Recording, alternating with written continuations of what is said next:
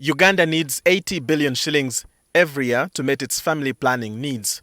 But with only 47 billion shillings committed, a funding gap of 33 billion looms large, a shortfall that's putting pressure on public health services. The burden has traditionally fallen on the public sector, but with donor support on the decline, experts are urging a shift, a bigger role for the private sector. Within the population of Uganda, we have about 11 million women of reproductive health. And we know that of those that are eligible, about 8 million. So when you eliminate those that are pregnant, those that want to get pregnant, 8 million of those need. But of the 8 million, right now I think government is only reaching about 4 million of the 8 million that need. Uganda has over 16,000 private sector outlets, mostly drug shops and pharmacies, yet many lack injectables or long-acting contraceptives. Meanwhile, over 50% of Ugandans in both urban and rural areas already seek care through these private channels. We see that the fiscal space within the donor community is reducing, which means that governments and countries have to take ownership of the public health of their populations. So in that regard, we know that within our health ecosystem, we have people who are able to pay. But we have seen that those people who are able to pay, some of them are accessing free products, which means that the people unable to pay are denied those free products. So over 1 million people that are currently accessing FP for free can actually buy the fully priced methods. And this is where obviously the private sector has to come in and invest. So if government invests in public sector, in private sector, sorry, the private sector will reach 760 women who would then have been reached by the public resources. So it's saving itself a lot of money and burden in that regard. Among women aged 15 to 49, modern contraceptive prevalence is lagging behind the national target of 39.6% by 2025. More critically, an unmet need of 14.7% persists, with unwanted pregnancies accounting for 21% of that shortfall.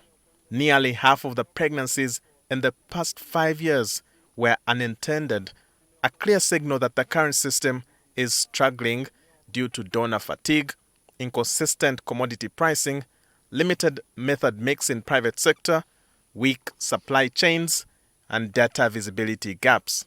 Of the 14.7 with a non-met need, we realize there's a 3.1% who have an unmet need because they had an unintended pregnancy.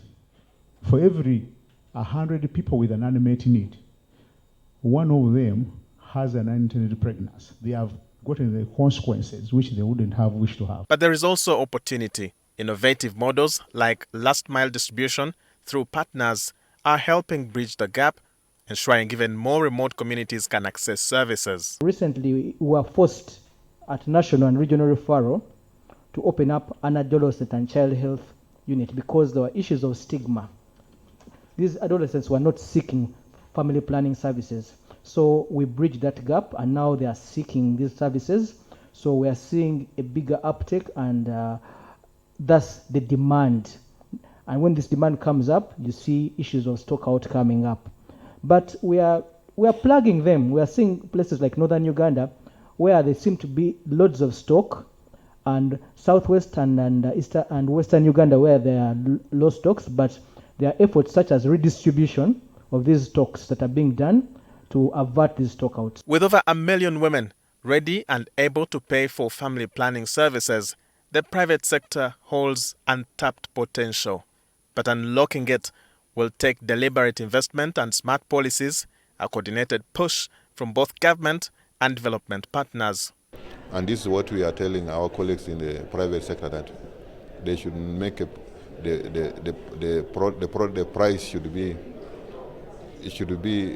open and should be able to be known to everybody, so that people can be able to, and predictable, so that if it's 2,000, when I come next time, I should also still find it when it's 2,000. Funding will always remain a challenge, and I don't expect it to increase anyway. But as we said, that's why we are looking at how can we make probably medical goods cheaper, and that's why we are looking at how can we be able to drive local manufacturing, so that you remove the cost of insurance, remove the cost of transportation, and also be able to provide employment for the people of one. So governments definitely are exploring those possibilities. For Uganda, the future of family planning may depend on how well the private sector is brought to the table, not as a competitor, but as a critical partner. Walter Mwesije, NTV.